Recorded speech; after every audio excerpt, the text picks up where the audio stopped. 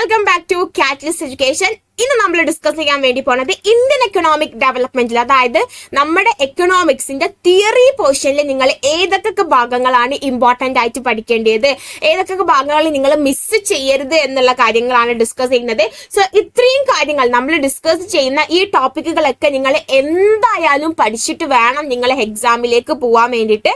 എങ്കിൽ നിങ്ങൾക്ക് നല്ലൊരു മാർക്ക് തന്നെ സ്കോർ ചെയ്യാൻ വേണ്ടി പറ്റുമെന്ന് ഞാൻ നിങ്ങൾക്ക് ഉറപ്പ് തരാണ്. ഓക്കെ, സോ പഠിച്ച് കഴിഞ്ഞ ആളുകൾ ചെക്ക് ചെയ്യുക ഇതൊക്കെ പഠിച്ചിട്ടുണ്ടോ എന്നുള്ളത്.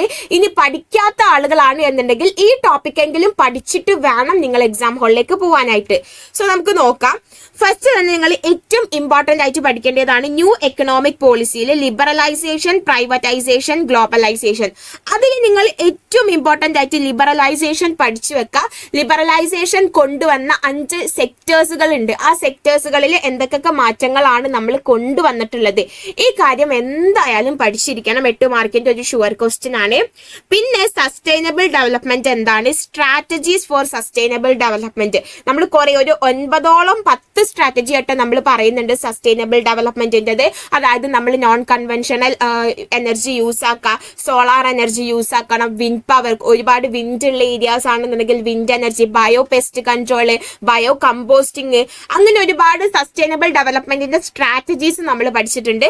സോ അത് നിങ്ങൾ എന്തായാലും പഠിച്ചിരിക്കണം. ഓക്കെ, പിന്നെ വേരിയസ് പോവർട്ടി അലേവിയേഷൻ പ്രോഗ്രാം ഇമ്പോർട്ടന്റ് ആയിട്ടുള്ള ഒരു 8 മാർക്കിന്റെ ക്വസ്റ്റ്യൻ ആണ്. പോവർട്ടി അലേവിയേഷൻ പ്രോഗ്രാംസ് അത് നമ്മൾ 3 അപ്രോച്ചുകൾ ഉണ്ട്. ഗ്രോത്ത് അപ്രോച്ച്, അതുപോലെ തന്നെ പോവർട്ടി അലിവിയേഷൻ പ്രോഗ്രാംസ്, പിന്നെ നെക്സ്റ്റ് മിനിമം ബേസിക് നീഡ് പ്രോഗ്രാമുകൾ അല്ലേ. അപ്പൊ അതിന്റെ അണ്ടറിലൊക്കെ ഒരുപാട് കാര്യങ്ങൾ നമ്മൾ പഠിക്കുന്നുണ്ട്. അതായത് പോവർട്ടി അലിവിയേഷൻ പ്രോഗ്രാം എന്ന് പറഞ്ഞിട്ട് രണ്ടാമത്തെ അപ്രോച്ചിൽ നമ്മൾ സെൽഫ് എംപ്ലോയ്മെന്റ് പ്രോഗ്രാമും വേജ് എംപ്ലോയ്മെന്റ് പ്രോഗ്രാമുകളും അതിന്റെ ഓരോ കാര്യങ്ങളും നമ്മൾ പഠിക്കുന്നുണ്ട്.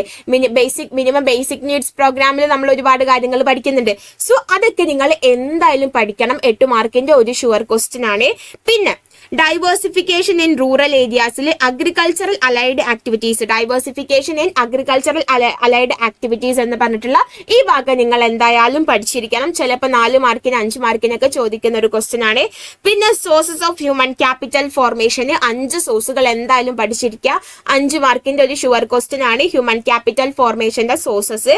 പിന്നെ ഡെവലപ്മെന്റൽ സ്ട്രാറ്റജി, ചൈനന്റെ ഡെവലപ്മെന്റൽ സ്ട്രാറ്റജി. ഓക്കെ, 4 സ്ട്രാറ്റജീസ് നമ്മൾ ഡിസ്കസ് ചെയ്യുന്നുണ്ട്. അത് 4ഉം പഠിച്ചിരിക്കുക. അത് 4 മാർക്കിന്റെ ഒരു ഷുവർ ക്വസ്റ്റ്യൻ ആണ്. ഗ്രീൻ റെവല്യൂഷനെ പറ്റിയിട്ട് ഒരു ഷോർട്ട് നോട്ട് എഴുതാൻ വേണ്ടിയിട്ട് പഠിക്കണം. അതിന്റെ മെറിറ്റ്സും ഡിമെറിറ്റ്സും നിങ്ങൾ പഠിച്ചിരിക്കണം.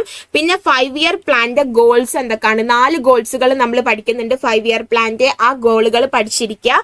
പിന്നെ പോവർട്ടി, നമ്മുടെ ഇന്ത്യയിൽ പോവർട്ടി ഉണ്ടാവാനുള്ള കാരണങ്ങൾ എന്തൊക്കെയാണ്, അതിന്റെ എക്സ്പ്ലനേഷൻ പഠിച്ചിട്ടില്ല എന്നുണ്ടെങ്കിലും ആ കാരണങ്ങൾ നിങ്ങൾ പഠിക്കുക. എക്സ്പ്ലനേഷൻ നിങ്ങളുടേതായിട്ടുള്ള വേർഡ്സിൽ എഴുതാൻ വേണ്ടിയിട്ട് നോക്കാം. പിന്നെ ഓർഗാനിക് ഫാമിങ്ങിനെ പറ്റിയിട്ട് പഠിക്കുക, അതിന്റെ ഇമ്പോർട്ടൻസ് എന്തൊക്കെയാണ് എന്നുള്ള കാര്യങ്ങൾ പഠിക്കുക. പിന്നെ വർക്കേഴ്സിന്റെ ക്ലാസിഫിക്കേഷൻ പഠിച്ചു വെക്കുക. അതുപോലെ തന്നെ അൺഎംപ്ലോയ്മെന്റ് ഡിഫറെന്റ് ടൈപ്സ് ഉണ്ട്, അത് ഏതൊക്കെയാന്നുള്ളത് ജസ്റ്റ് ഒന്ന് നോട്ട് ചെയ്യുക. പിന്നെ എൻവിറോൺമെന്റിന്റെ ഫങ്ഷൻസ്.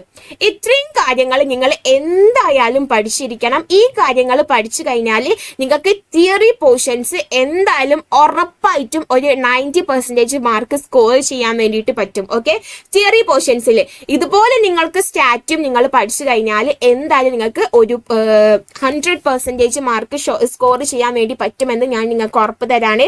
സോ ഇതിൻ്റെയൊക്കെ ഡീറ്റെയിൽ ആയിട്ടുള്ള കാര്യങ്ങൾ നമ്മൾ നമ്മുടെ ലൈവിലൊക്കെ ആയിട്ട് ഡിസ്കസ് ചെയ്യുന്നുണ്ട്. ഓരോരോ ടോപ്പിക്കിൽ നിന്നും എങ്ങനെയായിരിക്കും ക്വസ്റ്റ്യൻസ് വരാ എന്നുള്ളത്.